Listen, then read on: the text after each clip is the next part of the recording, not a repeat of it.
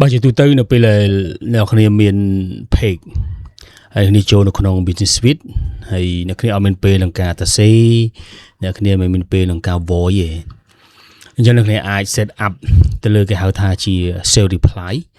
នៅក្នុង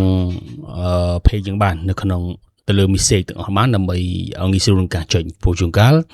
យើងមិនមានពេលក្នុងការប្រើប្រាស់ទៅលើប្រភេទ computer ទេនេះគឺជាគំរូក្បួននៃការសរសេរមួយចំនួនដែលអ្នកគ្នាអាច set up ខ្លួនឯងទៅតាមអាជីវកម្មឬក៏ផលិតផលឬក៏សេវាកម្មរបស់អ្នកទាំងអស់គ្នាដែលគេគ្រាន់តែដាក់ដូចខ្ញុំធ្វើនេះមកគឺវាងាយស្រួលបំផុតបាទអញ្ចឹងដើម្បីធ្វើវាបានបើសិនជានៅក្នុង message នៅក្នុងនេះតែចូលមកគឺងាយស្រួលការប្រើអញ្ចឹងទៅបងប្អូនអាចមាន page បងប្អូនចូលនៅក្នុងbusiness suite បាទនៅក្នុង account ទៅឡើយខ្ញុំចូលមួយនៅពេលដែលខ្ញុំមាន account ខ្ញុំមួយអញ្ចឹងអ្នកគ្នាអាចចូលទៅកាន់ page ណាមួយដែលបងប្អូនមានបាទហើយនៅក្នុង page នេះអ្នកគ្នាមិនបាច់ចាំ suite ទេអ្នកគ្នាអាចចូលនៅក្នុង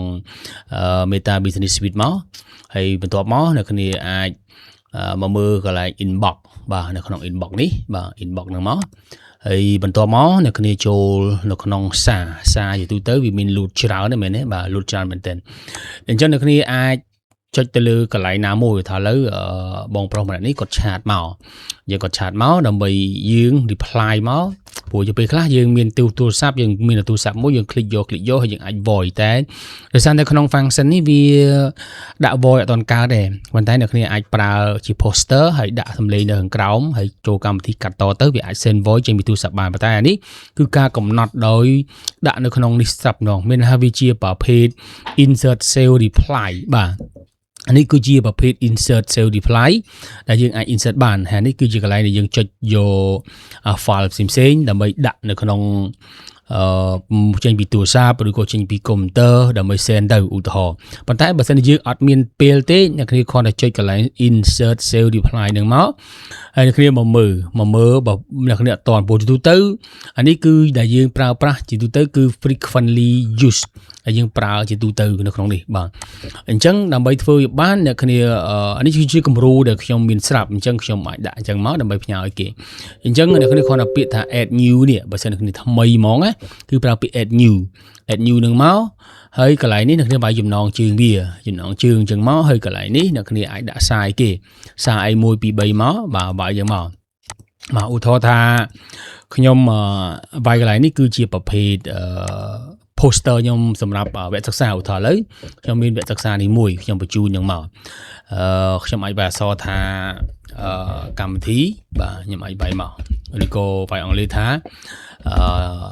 marketing បាទmarketing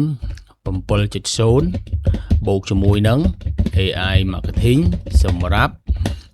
SME សម្រាប់អាជីវកម្មតូចនិងមធ្យមអញ្ចឹងប៉ុណ្ណឹងមកហើយអ្នកគ្នាដាក់ចំណងជើងនេះហើយអាចដាក់ថាជា full day បាទ full day program ឧទាហរណ៍វិញចោះបាទអញ្ចឹងនេះគឺជាប្រភេទឧទាហរណ៍ប៉ុណ្ណឹងអញ្ចឹងបានប៉ុណ្ណឹងមកអ្នកគ្នា save មកនេះ save អញ្ចឹងទៅហើយឧទាហរណ៍ថាមានគេឆាតមកអញ្ចឹងខ្ញុំគ្រាន់តែចុចឈ្មោះម្នាក់ហ្នឹងពេលគាត់ឆាតមកអញ្ចឹងខ្ញុំផ្ញើអីគេអញ្ចឹងខ្ញុំគ្រាន់តែចុចកន្លែងពាក្យកន្លែងនេះដែលមានត្រេ3នេះជា insert save reply អ្នកគ្នាគាត់ចុចមកហើយយកពាក្យថា full program ហ្នឹងមកចុចទៅហើយបន្ទាប់មកគឺយើង send ទៅអញ្ចឹង send ទៅយើងអាចមានពេលគាត់តន់យើងឆ្លើយតន់ហ្នឹងដោយសារយើងអត់តន់មានពេល voice លបលទៅចិត្តប៉ុណ្ណឹងទៅគឺគាត់ចូលមើលអញ្ចឹងគាត់ចូលមើលយើងមានសារបន្ថែមទៀតយើងអាចដាក់បន្ថែមទៅប៉ុន្តែគាត់ចំណុចវាជាក់ស្ដែងមួយទៀតដោយសារនៅក្នុង insert save message នេះវាអត់តន់មានការប្រើប្រាស់ទៅលើជាសំឡេងជា voice វាបានត្រឹមតែរូបថតអញ្ចឹងណារូបថតរូបភាពហ្នឹងហើយដាក់ចូលអក្សរបើសិនវាបានសំឡេងមួយទៀតយើងអាច add បានអានេះជាយុទ្ធសាស្ត្រមួយដែលក្នុងការ sell inbox ដែលលឿនបំផុតបាទអញ្ចឹងនេះគឺជាប្រភេទជាឧទាហរណ៍ទេដែលខ្ញុំគ្រាន់តែឧទាហរណ៍ជូនបងប្អូនទេហើយបងប្អូនអាចមើលជាក់ស្ដែងខ្លួនឯងហើយប្រើប្រាស់ទៅអញ្ចឹងបើមានចម្ងល់អាច comment នៅខាងក្រោមវីដេអូបានជួបគ្នាសម្រាប់វីដេអូក្រោយ